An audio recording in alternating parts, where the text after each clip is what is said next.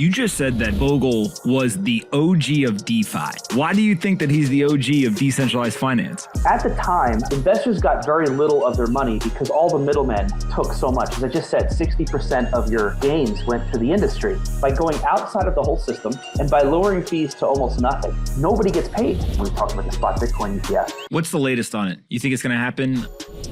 All right, guys, bang, bang. I've got Eric here with me. Eric, I thought a great place to start would be Bogle has become this like legend, built this massive business, still has a very material impact in the financial markets today. But a lot of people don't remember before he had this idea. You wrote an entire book on it. Help us understand, like, what was the pre-Bogle financial markets like? Yeah, I mean, they were pretty archaic. And, you know, beyond the technology that has really, I think, helped investing, what Bogle really brought to investors is low cost. I think that's the ultimate contribution. People call him the father of the index fund, but I don't think that's right. I think the father of low cost is a bigger deal. And I guess what I would say is this. Let me take you to the 60s. So the 60s were a decade almost like the last one, where growth stocks were like really great, high flying stocks were like what everybody wanted. It was, they called the go-go 60s. Everybody was happy. Everything was going great. But Bogle was at this company called Wellington, and he ran this balanced fund that was pretty boring, pretty conservative. And in an era like that, nobody wants that. They want the hot sauce, right? So he was losing customers. And so he was younger, in his 30s, and he thought, he'd just been given reins of the company by his mentor. And he thought, well, look, everybody seems to want these donuts across the street, and I'm sitting here selling nutritious bagels. I better start selling donuts. So he teamed up with this manager that was like an ARC type manager, like Kathy Wood, like high flying growth manager. And it worked for a little while. They had the hot sauce and the boring stuff. But the problem is the market totally crashed in 72, 73. It was like a 2008 over those 2 years, right? Pretty bad. And they had real bad falling out. And so at the time, all people had were active mutual funds that charged, 60 to 100 basis points, even more, right? So that was how people invested. Indexing really wasn't a thing at this time. So what happened was Bogle had a fight with his partners. And I won't go into all the details. I'd go to it in the book, but basically a nasty issue with him and his partners. They call it the bifurcation period. The partners wanted Bogle out, so they fired him. They had actual voting control. But Bogle was the chairman of the funds themselves, so he had some leverage. So they had this like conflict, and they had to come up with a resolution. So the resolution was Bogle was like, look, I'll create this back office company where I'll just do all the boring administrative work. You guys can do your investing. That's what you like to do. And that way we can both survive. And part of what Bogle had to do was sell this to the board. And part of what he did was he said, I'll make this back office company mutually owned. So the funds own the company, thus the investors own the funds. So the investor owned company, if you will. That's key. That's key, actually. Anyway, that company would be called Vanguard. And that's how Vanguard was born. And Vanguard is a company that's, again, like I said, mutually owned. That's so crucial because when Vanguard gets assets and makes more profits, because the investors own the company, they vote to lower the fees because that's what's in their best interest, right? So Vanguard had this structure that was highly unique. Nobody had really ever done this in the asset management world. Asset management world, typically, they want to make a lot of money, or there's a publicly traded stock, so the goal is to make more money from the investors, which mean higher fees. So Vanguard was the opposite tip. They're going for a structure that is incentivized to lower the fees over time. Anyway, early in Vanguard's days, Bogle read an article basically about somebody talking about indexing. And he said, that's a pretty good idea. So he launched the first index fund and it charged 0.46%. So while it was a revolutionary idea at the time, it still was pretty expensive at 0.46. But over the next 45 years, because of that structure, the fee went down to 45, 44, 42, 40, 38. And as it got lower, more assets came in. As more assets came in, the fee would get voted lower until about the 2000s, where the fee passed 15 basis points. That's when indexing and index funds really kicked in. They were really not a big deal for 30 years. They were they're counterintuitive. It seems like average Americans are all about the best, number one, Top Gun, that whole culture. Also, the internet kicked in, which I think helped get information out that was showing you that high cost managers weren't exactly they weren't able to beat the benchmark, but now you could actually just buy the benchmark.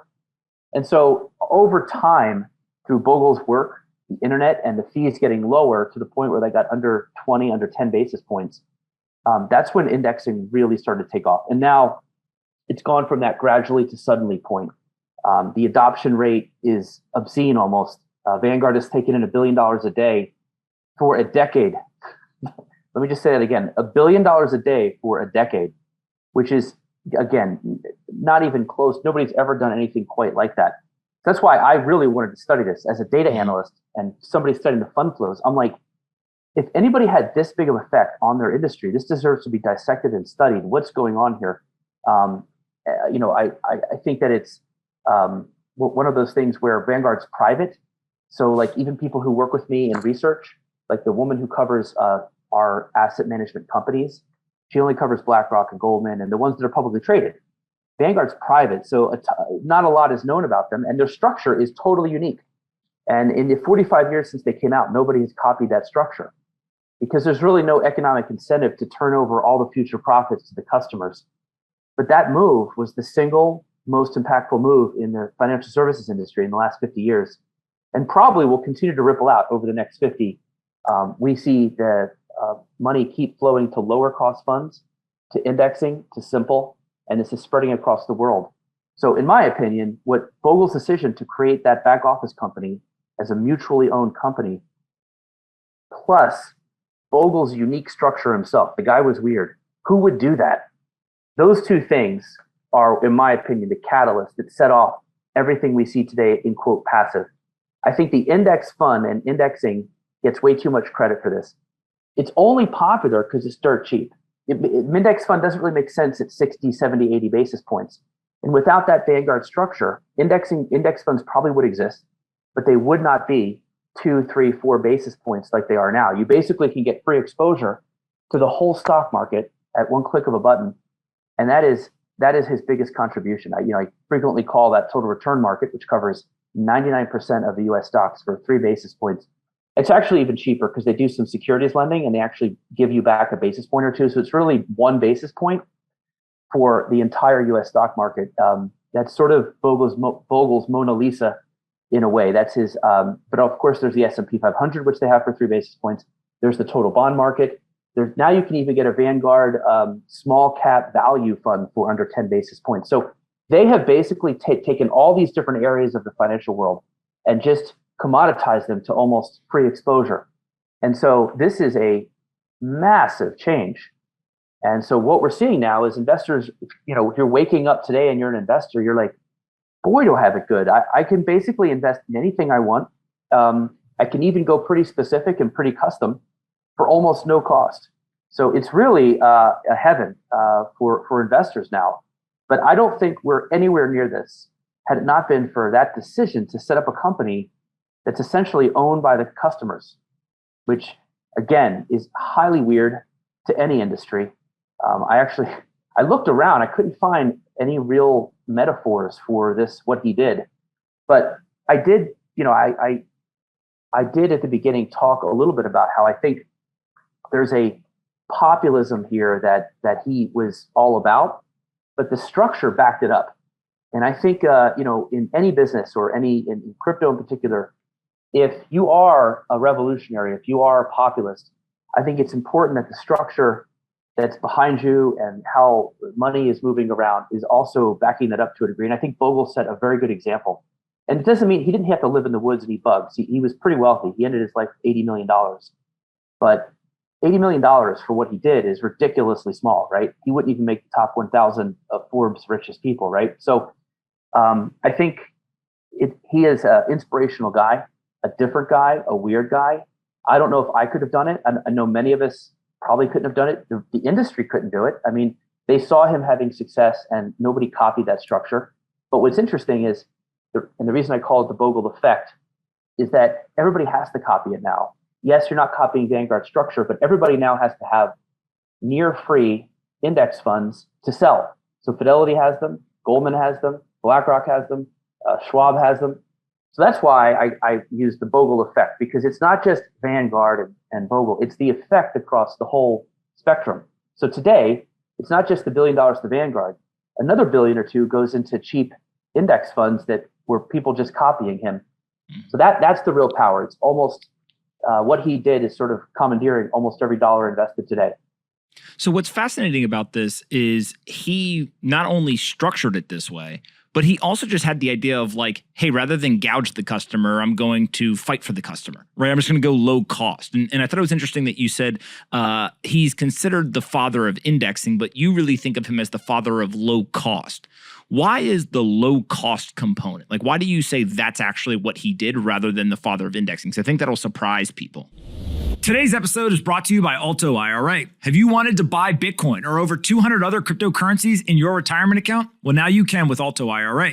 They allow you to buy Bitcoin and cryptocurrencies in a tax-advantaged way. There's no account or setup fees, and it's super simple to get started. You can go today to altoira.com/pomp to get started. altoira.com/pomp. Invest in Bitcoin or cryptocurrencies in your retirement account and get all the tax advantages while still holding digital currencies. altoira.com/pomp. Yeah, for one, if an index fund charges, say, 0.80% or 80 basis points, it's way easier to beat that if you're an active manager, right? What's hard for active to beat is the index itself. So it's not the index minus 80, it's the index pure. And so by being able to buy the benchmark, most active cannot beat the benchmark because some can do it gross of fees, but net of fees they can't. Once you factor in the fees, it's just too much. And Bogle had a really good chart showing, and this is one of the charts he used in the 70s and 80s when he was out in oblivion trying to sell indexing to the public. The other thing he didn't do is, real quick, he would not pay brokers. Back in the day, the way you sold a mutual fund is you would have a load or a distribution fee, which was essentially a kickback to a broker who would then put someone like my mom in this sort of mutual fund because he got a kickback. And Bogle wouldn't do that. So he essentially set this company up and these index funds outside of the whole distribution system, which again prolonged the time it took for success, which, as I mentioned in our pre-talk, is why I sort of call him the OG of DeFi. He just stuck a flag outside of the whole industry and said, I'm not paying anybody. You're going to have to come to me. And believe me, you'll like it when you do because you're going to make more money at the end of your investment period. And so one chart he used was the growth of $10,000 over 50 years. So if you get 5% annually on that, you end up with about $180,000. If you get 7% annually, you end up with like $340,000, almost double, right? That 2% essentially is what he was saying you miss out on if you go with an active mutual fund because they got a 1% fee plus 1% trading costs, right? So that's 2%. So if you wipe out all that, right, and you kill all that friction, you now get the 7% minus a basis point or two or a couple basis points. And that seems like no big deal year to year or in your mind, but over 50 years, 40 years, 30 years, it's a major deal. It's literally, I think the number he used was over that 50 years, the asset management industry takes 60% of your gains. You get 40%. With the index fund, you get like 95, 98. You know what I mean? So this is powerful stuff because we're talking a lot of dollars and cents. And this is why a lot of advisors who were in that system of distribution, they left the whole system and became RIAs in order to use Vanguard and go with cheap index funds because the system they were in would not use Vanguard because they wouldn't pay them. So this is also an interesting part of the story. And again, something that I think is within the spirit of crypto and DeFi is this guy was like real punk rock. I mean, he was like, I'm not paying you. I'm going to go cheap. I'm going to, again, turn over the profits to the customer. I mean, the problem is he looked like your grandfather. So a lot of people just didn't really, maybe it just didn't click. Like a lot of the crypto world is young and they sort of have a more edgy vibe. Bogle had wore a sweater vest, but he was total punk, behind all that. And these actions he took were enormously risky. And he had he's raising a family. He had a lot of responsibilities. It'd be much easier to take the money or take more money or go to work for somebody else instead of go through all of this. And so that's why I think low cost is the thing.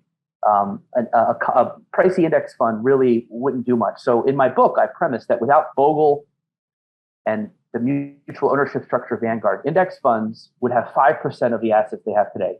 So of the 15 trillion they have, they would only have 5% of that if he and that structure didn't exist. Some people disagree with me. Some people said, oh, no, somebody would come out with a free index fund. But my thing on that is this. Yes, you might have had somebody in a gimmick kind of way say, oh, yeah, our index funds, we'll do it for free.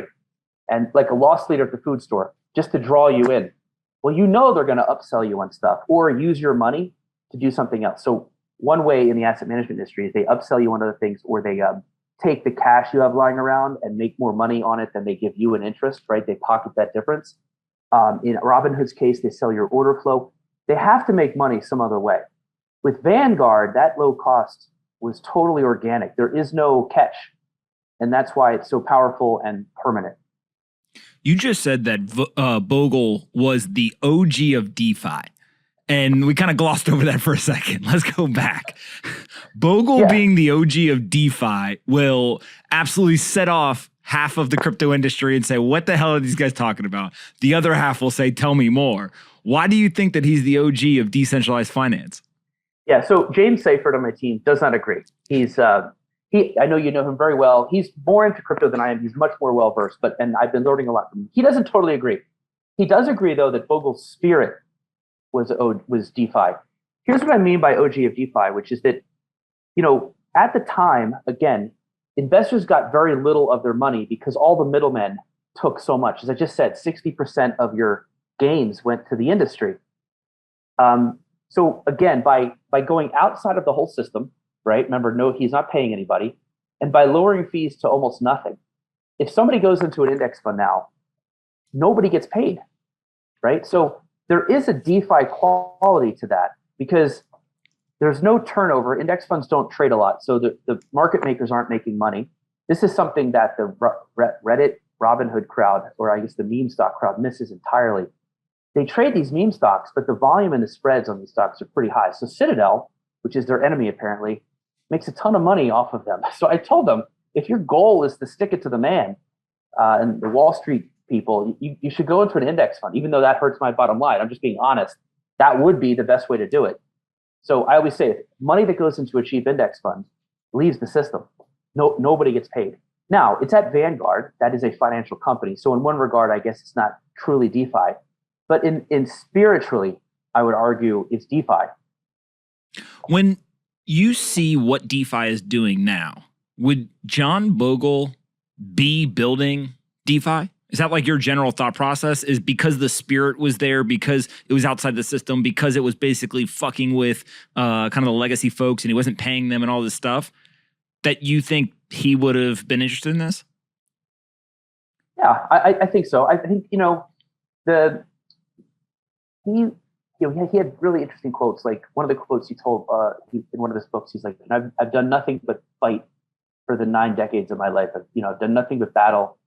He has that in his last book, which he wrote 6 months before dying. He has that quote from the poet Dylan Thomas, rage until the dying of the light. Like this guy would have probably been somewhere doing something like that, I presume. I think the difference, and this is something that I'd love to get your opinion on, which is that there's DeFi and there's crypto, which is, again, it is outside of the system, right? But then the companies themselves, some of them make a ton of money where they're minting these billionaires who have so much money, they're hiring movie stars for commercials. Bogle would never done any of that. He hated advertising. He thought some of the pay of CEOs was obscene. One of his big things was he wanted Vanguard to vote to lower all these CEO salaries of these big companies. He thought they were just way overpaid, and the average worker to employee, the worker to CEO gap was growing, and it keeps growing, and it was just so bad. So Bogle hated all that greed. So I think there's two elements to this situation, which is the companies themselves might be structured more like normal Wall Street companies, yet they're engaged in DeFi or crypto. Whereas Bogle, you could say, well, he was in the financial world, but his structure was more DeFi in a way.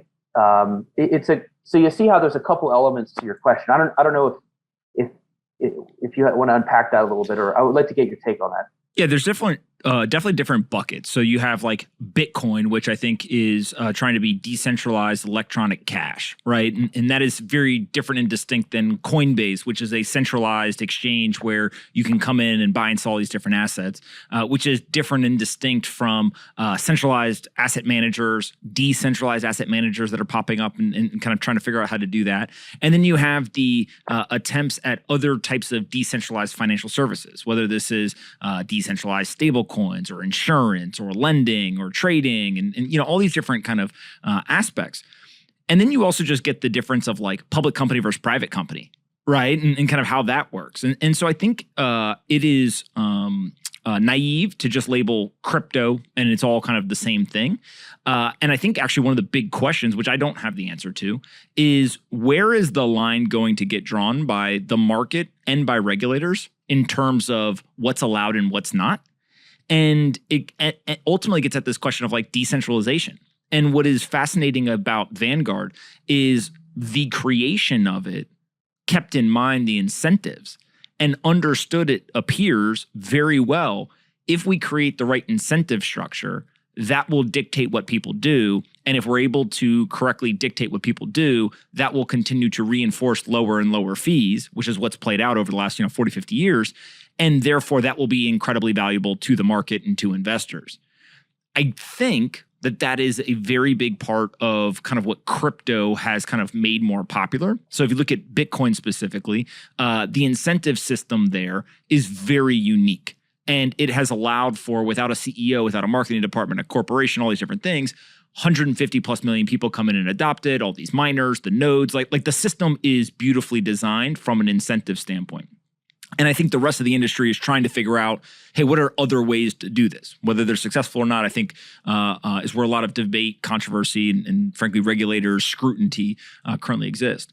And so we know, like on the Bitcoin and crypto side, like we know how big these things can get, right? Bitcoin was over $1 trillion market cap. It's come down significantly. I think most people think it'll get back there at some point. Maybe it'll take 50 years. Maybe it'll take 5 months. Who knows? How big is Vanguard today? Like when we think about, okay, they've had 40, 50 years to do this, the incentives work, like how big has it gotten? Yeah, so Vanguard has $7.2 trillion in assets. They were up to 8.3, but they came down because the market obviously is down a little bit. So, but it's amazing is they've taken money this year and every year that it's bad. They still taken money, even if the value of all of their investments went down a little bit. So 7.3 trillion, I'll put that into context. If you take the whole US fund industry, that's about a 27% market share of assets. That's double any other high watermark. Like Fidelity, I think, was the last to hold it at 14%. So that's one thing. And what's astonishing is they only account for 5% of the industry revenue. So they account for 27% of the assets, 5% of the revenue. That chart looks like an alligator. And I frequently refer to it as the scariest chart on Wall Street because the 5% is where everybody's going, right? So, and this chart is why people like Vanguard. Vanguard isn't a thing that's like looking to like take over the world. It's 30 million people. It is a populist uprising in a way. And so that is why they're so popular. And what's crazy about Bogle, and I didn't know this before I read it, and this quote blew me away because I knew some of his quotes, obviously, but not all of them. In one of his books, he has a speech he gave in 1991 where he says, although Vanguard's mission is beginning to become complete or beginning to make a difference when our market share begins to erode. And again, I was like, what? Like, what CEO has ever rooted for their market share to erode? But the reason he said that is because he knew if everybody else was going cheap, it would eventually lure investors over to them and more people would win out. So it's like the market share would shrink, but the overall market would increase. And so even if he had a smaller market share, he would still have more assets. Well, I would say the overall, his market, he knew in 1991, this is when they only had like, I don't know, a couple percent market share, that Vanguard's deal was so good that they were going to draw all these people and that it wouldn't until the rest of the industry copied them, got cheap and better stewards, that they could actually hold their own. And so he was saying that when our market share begins to erode, the only way that's going to happen is if everybody else elevates their game and gets lower cost. And that has started to happen, but it hasn't happened fast enough or strong enough to get their market share to go down. So that's why I have one of my research themes is Bogle's dream is not yet realized, which is insane considering everything he did. But until that number goes off and plateaus and goes down, his vision isn't complete. But I asked around. I couldn't find a CEO in any business that has rooted for their market share to go down. But I do think that that's why he's so interesting and why I wanted to write about this guy. He was on a completely different trip, and I know, two things. One, I think we all can identify with wanting to change the world, but I try to unpack. It took a long time. He was in oblivion for about 25 years trying to get this going. Vanguard's market share was under 10% for 25 years. So, and I did an interview. I interviewed 50 people for the book. One of the people I interviewed was Brad Kusuyama, who was from the Flash Boys book, who basically saw something shady in the exchanges and set up a cleaner one. And when I told him it took 25 years to get 10% market share for Vanguard, he said that made his day, because if you do something that's outside of the system, it can take a long time. And I think crypto probably can understand this. And Bogle also went through 2 or 3 bear markets before that 10%. So when the bear market came, he had to sit through that too for a while. So there was a lot of patience and just grinding away for him and for this idea and this concept. But once it hit, it took off pretty quickly. And what's also interesting, this stat is mind blowing. 97% of Vanguard's assets today came after he stepped down as CEO. So he laid the foundation only. And so again, I just a fascinating guy and study, considering how potent and powerful his idea. And I also think one thing what's interesting is it's rare that there's multiple things in one person, meaning you have a vision, you're an idea guy, you're a thinker, but you're also somebody who can manage people and build a company. That's a different skill set for many people. He also was a very good communicator, and he was frequently go up and make some really controversial, shocking presentations. He would give presentations that were antagonistic to the audience he was in front of. And so he had a lot of different elements in one human, and usually like a Steve Jobs or somebody like that. Those are usually the people who can change the world. But it was that ability to organize an entire company that was also interesting, because he was, I think, a natural writer, academic thinker type, but he was a man of action as well. So the idea that he could introduce this tool into the marketplace, he could say all this and say this is how it should be, but to introduce the tool that made it possible, which was the structure and the funds, that was ultimately the practical part of the vision that he contributed, which I think is maybe underrated, because it's easy to have these. It's easy to lay something out. It's harder to execute it, and it's harder to execute it when nobody cares for a while. When you are, or you have a dark couple years, and to hang in there. And I think he did many things to keep the faith, but I try to lay some of those things out in the book. But it was a long haul. It's not overnight at all. Talk to me about the beginning of the company itself, right? So the idea is super powerful. We know where it eventually gets to. Do we have any insight into what some of those first couple of months, or maybe in the first couple of years, what was the obstacles he had to go through? Who were the people that he was able to recruit to help him? Kind of what were the beginning of Vanguard actually like? Yeah, so what's funny, when the company got set up, it's set up in a bear market, as he likes to quote Les Mis. What's the Saigon show, the Broadway show, Miss Saigon. I think it was like Born in Strife, and I forget it. I'm butchering this quote. If we edit this out, that's fine. If you leave it, it's fine. I'm a human being. I just can't remember the quote, but it was something about being born in hell, right? So Vanguard was born in the middle of a bear market, and for the next 4 years, the companies Vanguard did back office work for saw outflows. So Vanguard saw 80 months of straight outflows right after birth, which again, 80 months. First of all, they haven't seen a month of outflow in like forever. Like it's highly rare. So 80 months for them is just it's almost unfathomable. But he stuck with this idea. The first couple of years, he had a staff of 27 to start out. He had 2 really smart people working with him who were his right hand men. And they, when they started developing the index, they didn't have really great computer power, so that was an obstacle. They had to work on with data that was fed and faxes and all this stuff, and so it was a little archaic. It took a while, and when they first launched the S&P 500 index fund, it was not good. Not only did it charge 46 basis points, which I said is harder to sell than 3, but it didn't track well. There was a huge gap between the index and the index performance and the fund itself. And that gap is because the portfolio managers weren't as sophisticated yet. So that had to be tightened. So they hired this one guy, Gus Sauter, who came in '88, I believe, or in the '80s. He was a good interview for the book. And he was able to get that tracking down to almost nothing. He had to do a couple things there, increase the technology, get in touch with better brokers for better execution. So there were a lot of these hurdles. One of the stories at the beginning was when the index fund started, the S&P 500 index fund, which is close to $1 trillion today. The first portfolio manager was this woman who had a part-time job at a furniture store, which is so weird to think about considering how big of a deal that fund is today, right? Like, there are major institutions and people who invest in that thing now, but in the early days, this was all something that took a while to play out. But the thing is, nobody cared. When they first launched it, I think it had $11 million, and most of that was friends and family. So nobody noticed or cared for a long time. Because again, this is an idea that's counterintuitive to most. It seems like it would not make sense to just take the stocks by size and rank them and then invest that way. It seems like you're just settling for average. But that is something that I think they had to overcome, and they had to staff people, grow the business. But I will say, Bogle, I think, was good at hiring people. I've met a bunch of people from there, and they're really smart.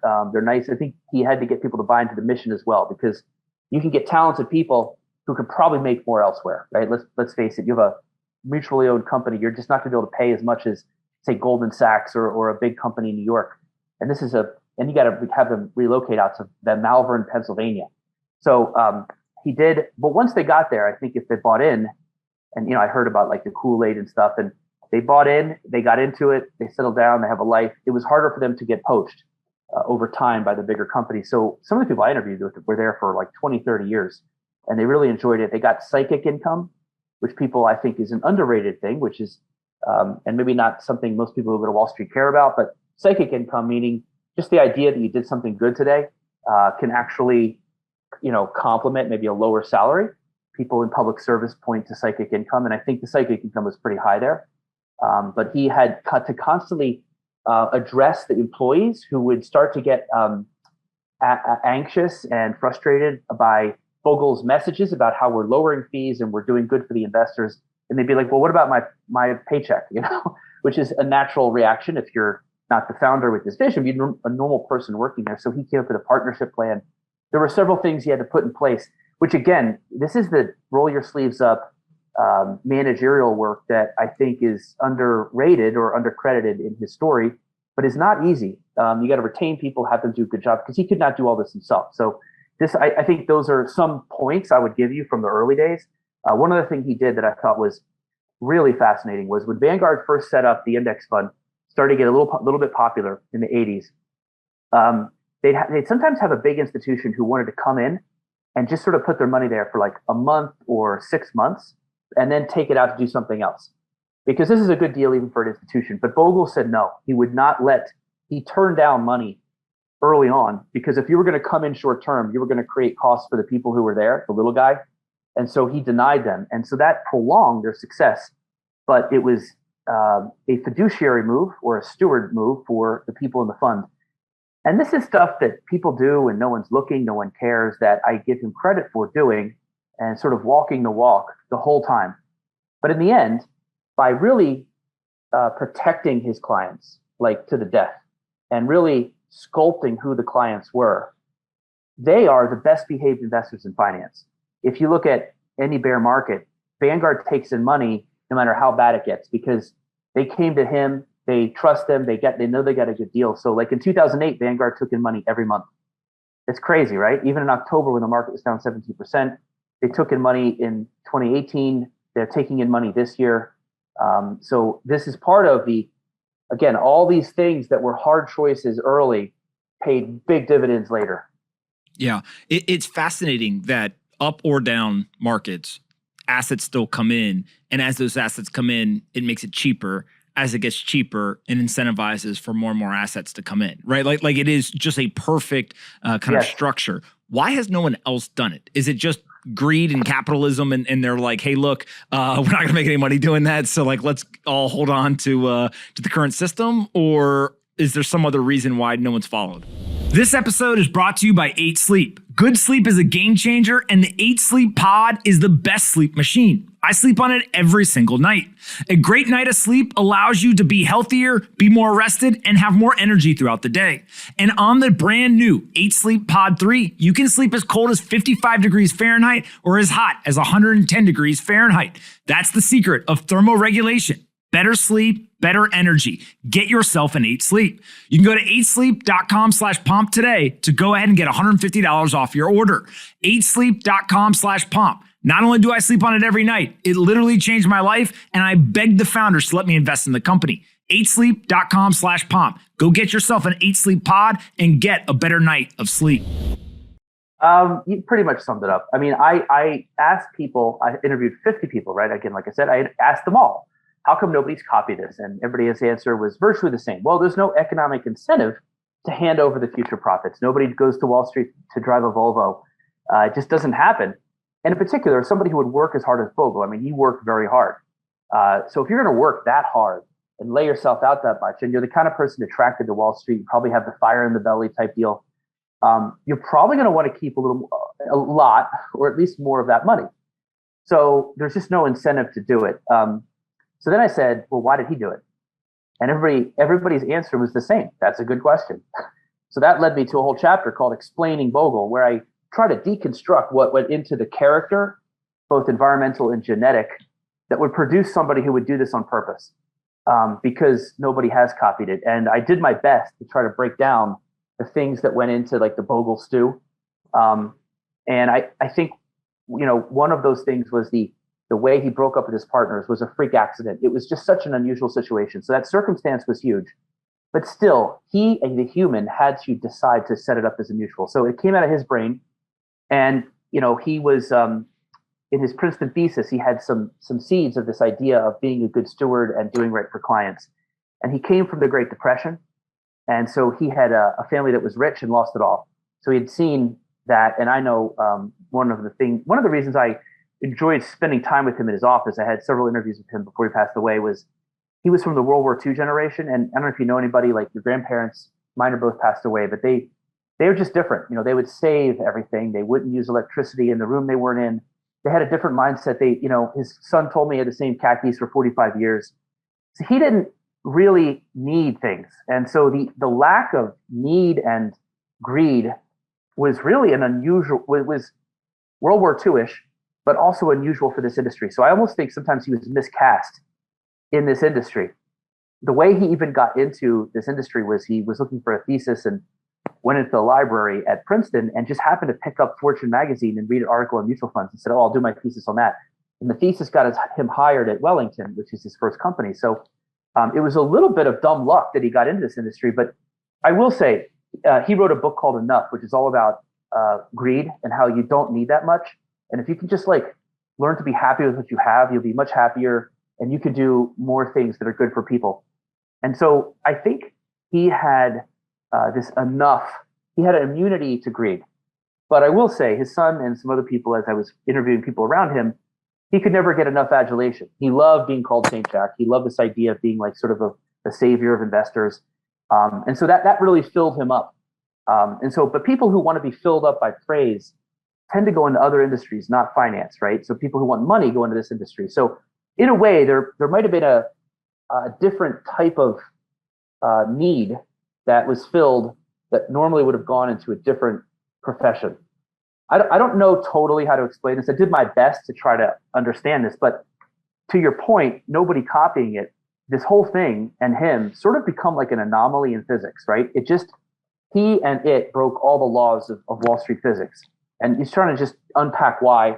Perhaps we'll never know, but that's why I was so fascinated by this. I took a risk. It was a lot of time I had to do this, right? It was a lot of time spent. I was like, people know who he is generally. They know Vanguard. What am I going to be adding anything? And I thought, I have all these interviews, and he and I would debate and had really interesting discussions. And I see the data, and I'm like, this really has to get out there. This is just a very unusual anomaly type story. I feel like I'm maybe a Gen Xer. I can put a little more edge into the story and try to show younger people, because sometimes I'll be at like a family gathering or a party, and some of my more liberal or populist friends, I think they think Wall Street like sucks. So I try to explain, not all of it sucks. Like this guy, for example, you would love this guy. They don't know who he is, and so I try to write a book a little bit for them too, like people to just be like, hey, this is a really fascinating story, and actually it's a kind of a happy ending. It's not most of the stories on Wall Street are about people who rip people off or a rise and a fall. Those tend to be very better selling books probably because they're more interesting. So this book doesn't really have that kind of an arc. But I will say what I lack in dramatic arc, I make up for in impact. I really trace out the impact here, and I hope I did a good job. It's pretty astonishing. Yeah. When you think of Bogle, did people like him at the time? Or was he seen as like enemy number one from other folks on Wall Street? Half and half. On one hand, he would, this is why I have a little section of the book where I compare him to a punk rocker. He would go right on stage at Morningstar and tell all these active managers, you got to lower your fees, you suck. He'd go to the ETF conference and say, ETFs trade, they suck. And he would crap on audiences left and right. Then he'd crap on his own company. He was just, and he'd go on CNBC and say, trading is for losers. I'm like, the whole thing's set up to keep people trading. And I was like, man, this guy is punk rock. I also think his addition by subtraction was a sort of, that's what sort of how I think punk was birthed, removing things from music they didn't like and just giving you, bam, the straight song. But yes, this is what made him a little controversial in the industry. He was shunned at ICI meetings. I'm not sure how people did to his face, but behind in the back areas in the hallways, people I think tried to avoid him. It was uncomfortable what he was saying for everybody. People want to feel like they're doing good for people, and here's a guy saying, no, you're actually like basically you're extracting value from society. You're not giving it. And these are hurtful words if you're in the industry. So he did have some enemies. That said, on the flip side, he had a lot of friends in active, like Cliff Asness is a good example. The head of iShares, who I interviewed, who I thought would hate Bogle because you're running iShares in year 2000, and here comes Vanguard with cheap ETFs. You'd be like, oh shit. But he ended up becoming friends with Bogle. Bogle did, I think, in World War II style, he had a good knack for separating your job from the person you were. And so he would get along with the guy who started ETFs. He hated ETFs. He got along with some active managers. And it's because I think he understood there's a difference. You could be a great person and yet he could criticize your job or your product you're selling or whatever. But I opened the book by saying, look, if you're in the industry, there will be times you feel judged and even attacked in this book.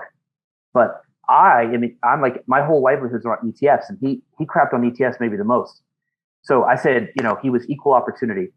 At the end of the day, what he really started to get into this idea that you just need a total market index fund. So one fund, basically, maybe you have a little bit of bonds, and that's it. So he actually started to trash funds he launched, like the growth fund, the growth index fund, the value index fund, the international funds so he launched a lot of funds that he would ultimately later go to trash his own work. So, I mean, this guy was pretty much trashed everything. And it made for some uncomfortable situations. And, but beyond the industry, he had fights with his own company constantly. And so I have a chapter called Bogle versus Vanguard, because when he stepped down as CEO, he kept an office on campus for 20 years. And he would take shots at management constantly for their expansion into this or that. And so this is why I was so interested. I was like, who does that? It's just the guy was just a pretty pure. He was like a Puritan. This is what you need. Anything else is distraction, and I'm going to trash it. And I don't think anybody will ever be as pure as him, or should be even. But I think I don't take sides with him or Vanguard. I just try to show you the big picture, because I think, it's tough to live up to what he was saying to do. I think people are just human. They're more human than he was sort of advocating for. It's just very difficult. Some Bogleheads, I think, are really good at owning two funds and that's it. But I think other people, they want to invest in some different things, try some different things. It's fine. I mean, I'm really, I wasn't like, I tried to be too judgmental in the book. I sort of just was more fascinated by somebody who lived life in constant friction with the industry, with his own company, and with his own funds that he launched. I mean, it's just a really interesting. For me, it's fascinating. So yes, I would say that. But overall, when I interview people for the book, and I said something about what he said about their world that was negative, they'd kind of laugh and be like, that's just Jack being Jack. He's wild. And then they'd pivot to their point. They never said, oh, he's an asshole. It wasn't like that. I also think in general, what Bogle did for the whole industry is he made it better for everybody. I think he increased the amount of I'm doing good for my client, whether that's brokers moving to the RIA side of the coin where they get paid as a percent of assets instead of getting kickbacks, or fund companies like a BlackRock or Fidelity lowering their fees. I think ultimately he helped push people towards a better Wall Street. Do you know what I mean? And I think generally it may hurt in the short term, but I think people overall, they feel better about what they're doing. So I give him credit for that. And I think some people have awakened to that to a degree. In the subtitle of your book, it's how Bogle and Vanguard turned Wall Street inside out and saved investors trillions. Talk about the saved investors trillions. Because when people see that, they're like, wait a minute, they have trillions of dollars in assets. How did they save investors trillions? Talk a little bit more about the actual math and kind of like what the impact on the individual investor has been by Bogle's kind of big idea. Yeah, sure. No, the assets they have is separate than the savings. So it's pretty simple math. It's back of the envelope. If you take Vanguard's, if it's like a chart like this, you take Vanguard's asset weighted average fee, it goes down over time, as I said. Went from 46 basis points to like 10. This is all their funds combined over 50 years, 45 years. Active went up actually for a while into year 2000. Then when passive got popular, it's like, oh shit, we got to lower our fees. Then they started going down like this. So all I did was take the asset weighted average fee and then the assets in each area and say, well, if the money here was there, what would the difference be? So that was part one of the equation. That gets you a couple $100 billion. Then you get another couple $100 billion from the fact that the active side, they trade a lot. So whenever they trade and they buy this stock, sell this stock, they're giving money to the market makers. That could be another, and I think I calculated 50, 60 basis points that you wouldn't get if you were down here, right?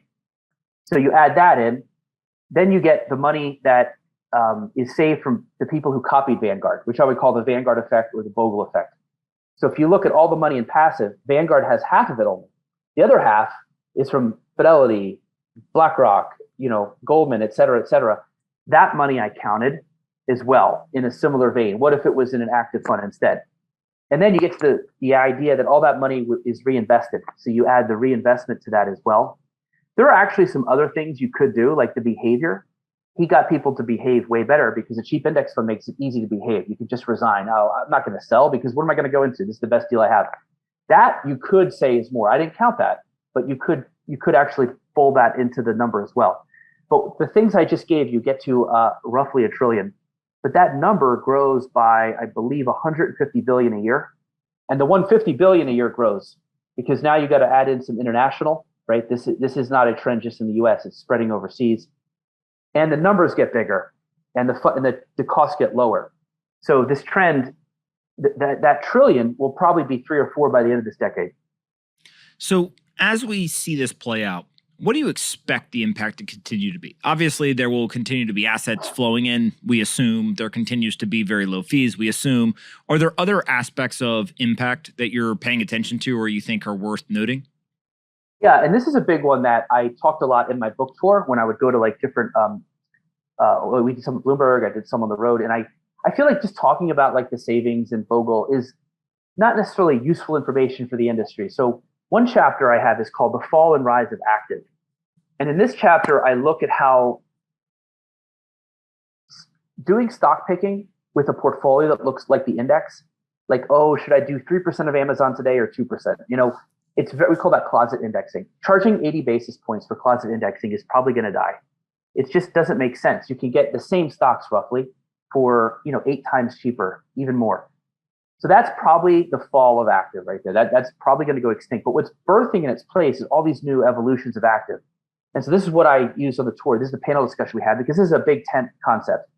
So the Bogle effect isn't just, oh, I lowered fees. He's actually changed how active and the whole financial industry is now going to deliver active. So let me give you a few examples. The more people go to cheap beta in the core of the portfolio, we'll call that the 60-40. You're paying 5 basis points for both of it. It makes up 75-80% of your portfolio. Some people go 100. We'll call those the Bogle heads. Those are the Puritans. Not everybody's like that.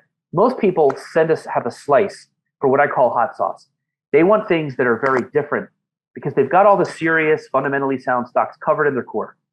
So they want stuff that's a little wild, a little crazy. So that's where ARK lives.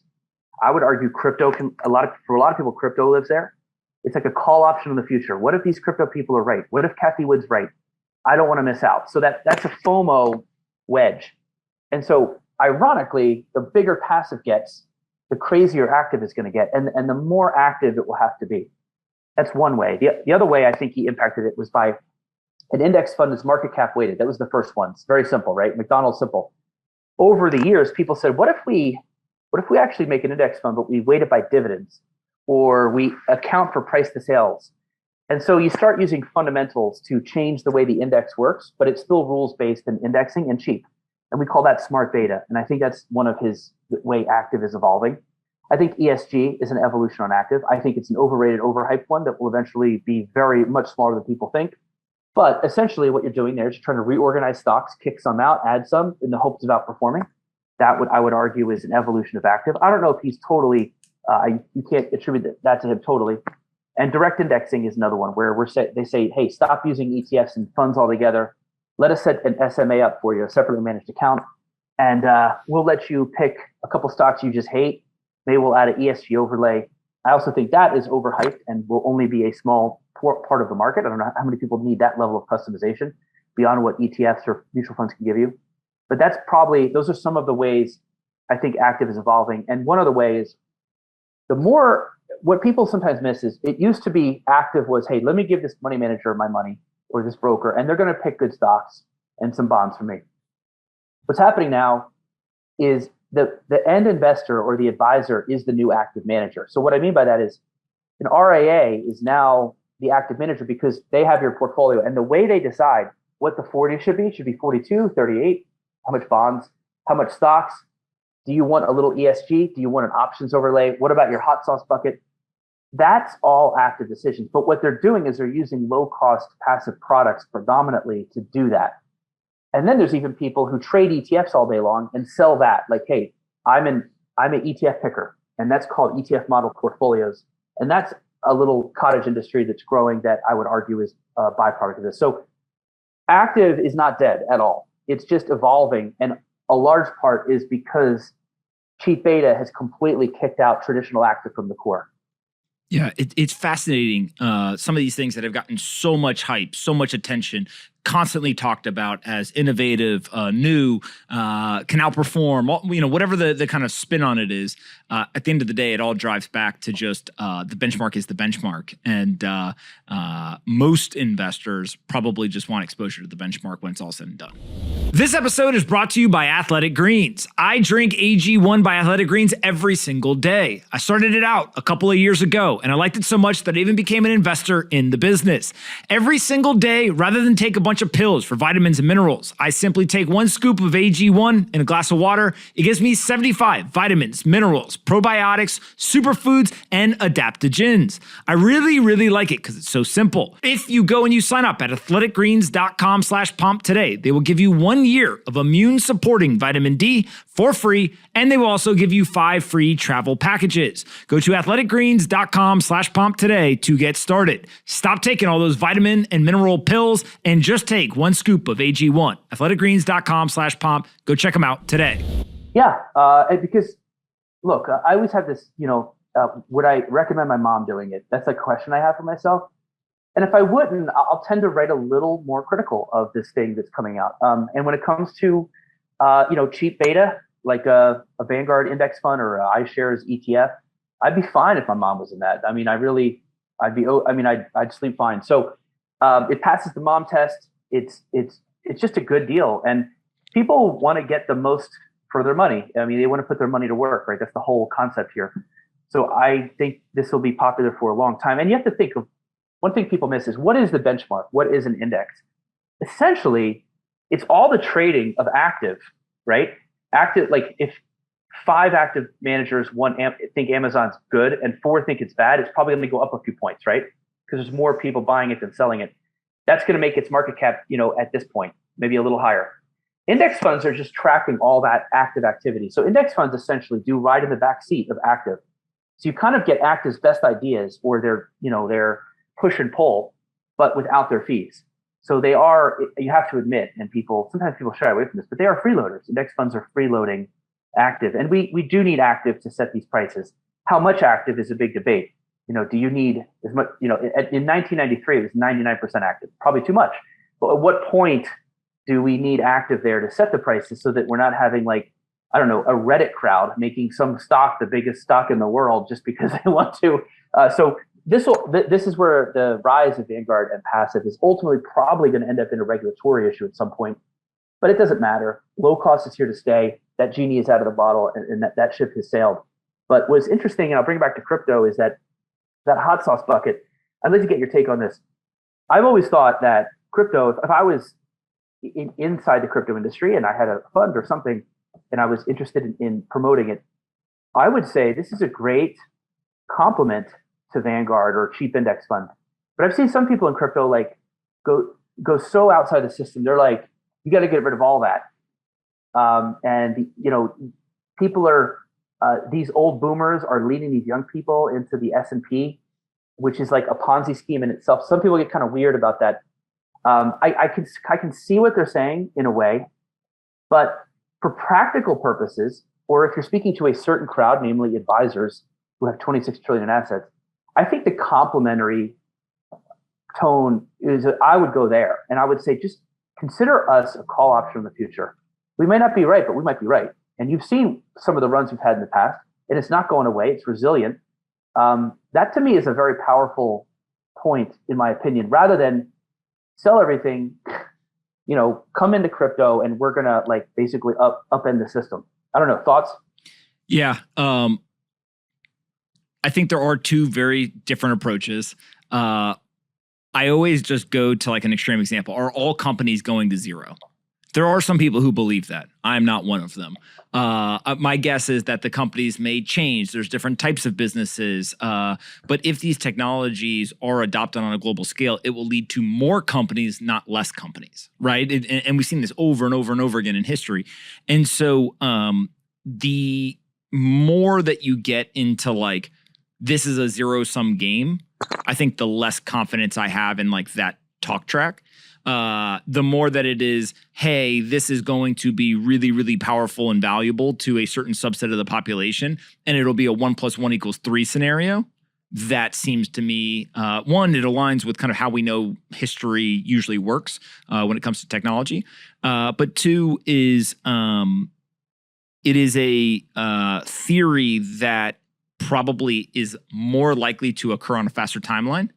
Because you forget if you're going to blow up the whole legacy system, that takes time, right? You have to do the demolition and you have to do the building. In the scenario where it's look, the building kind of just slowly recruits people, right? Mm-hmm. And they swap out assets, they create new companies, all that stuff. That just seems like a more efficient way to do it as well. But with that said, I mean, there's certain parts, and I'm sure you, myself, and many others would agree. There's bureaucratic parts. There's rent seeking. There's things that naturally will die. Whether it's these set of technologies or different technologies that haven't even been invented yet, right? Or just artificial intelligence, machine learning. There's all these things that will eat away at some part of the industry. I think the question just comes down to which ones, when do they happen, and who are the winners on the other side. And the beauty of finance is that it's very different than academia, where there's less talking and more betting, right? Of just hey, here's where the money is. Let's see who's right and who's wrong, and they'll be rewarded financially, which I think is part of the beauty of kind of all this, and why so many people are interested in it, is because there's people with real skin in the game who stand to make or lose a lot of money depending on how it plays out. Yeah, no, I agree. I just one thing in Bogle's books, and this is something that is. I think when you think about the S&P 500 and the companies in it, these are people who wake up every day, go to work at Google or Amazon, armies of people, and they create value, right? And that creates cash flow. And even if the price is lofty because the Fed or whatever, we'll call that speculative return. There's generally an investment return you get. I mean, the S&P typically will give you about 7-8% a year, maybe 9% on average, because of the dividends that pays out and the cash flow. So I find that's a pretty, it's like, eat your vegetables kind of argument. Like, it's hard to think that's going to go away, but I guess it could. And I think that's where sometimes, especially in the advisory world, it's interesting to see how crypto will fit in there. I think that advisors and the sort of mainstream investors, I do think they bucket crypto with an ARK or a thematic ETF in that, look, I don't understand it totally. I don't even know if I want the system to be upended, but there's some smart people in this space. I like some of the upside volatility, and I want to just not have FOMO if it starts to take off. Yeah, let me give it 4 or 5% or something like that. So I think that's a really good lane, because think about it, 4 or 5% of 26 trillion is a lot of money, and that's ultimately why I think you and I, last time you were kind enough to invite me on, we talked about the spot Bitcoin ETF and how major of a impact that could have, because of that 26 trillion in advisors who are probably much more conservative when it comes to investing in the space of crypto. What's the latest on it? You think it's going to happen? We got 3-4 months left of the year. Unlikely? Oh yeah, unlikely. I mean, 1% chance. It's all about Gary Gensler's brain. I mean, it comes down to one man's brain. GBTC has just, they're suing the SEC. They've written so much on how ridiculous it is to not approve a spot Bitcoin ETF, how it's contradictory to approve the futures. I mean, our team agrees with them. I think we're all on the same page here. But over the years, we make written notes saying this. I've just become so numb and beaten down that I just can't. It's just so hard to even say this when it really comes down to one man's point of view. And so long as Gensler sees the crypto world as the Wild West and not regulated enough, there will be no spot Bitcoin ETF. Now, what he would introduce that would satisfy him, we haven't seen it yet, but it's possible that happens. You got a midterm election coming up, so I wouldn't look for anything before that. So I don't know, 2 years maybe. If we had the ballpark, if it was Vegas and over under when a spot Bitcoin would be approved, I'd probably go 2 years over under. Which is depressing. Yeah, just stupid. If he woke up, could he just say like, all right, fine, approve it, and pretty much it would be done? Yeah. I mean, because you could make the same arguments. GBTC's done a great job of this, basically bullet for bullet, and WisdomTree too. A bunch of them have explaining why the SEC's issues are not really warranted. The other thing is the SEC, in my opinion, this is what Hester Peirce has been arguing. She's a commissioner. If she was commissioner, it'd be approved. See, that's how we know. What I think they miss is that the industry, the ETF industry, is such a massive, amazing ecosystem full of the richest market makers and the smartest market makers. They're not messing around. You introduce a spot Bitcoin ETF into that, they're not going to use shady exchanges. They're going to work for the SEC in a way by making due diligence higher and making exchanges really be very legit, because nobody wants to, at that level wants to mess with anybody shady.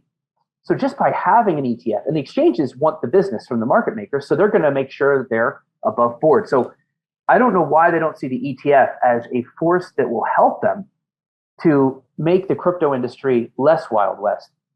This is a point Hester Peirce makes, our team makes constantly. I don't know. I guess there's probably a PR risk in the back of Gensler's brain that somewhere there's a hack, and then somebody says, "Why would you let Middle America buy this through an ETF?"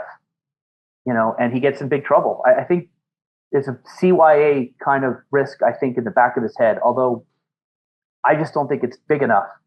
Or something like that happened. I think, the SEC could get together with the issuers and probably find a solution for the investors who were in that particular fund at that time, or with that exchange or something like that. But that's probably ultimately what's dictating all this, is that CYA feeling and a potential PR problem. Yeah, it's fascinating to kind of watch, and I think you and I have talked about it a couple of times.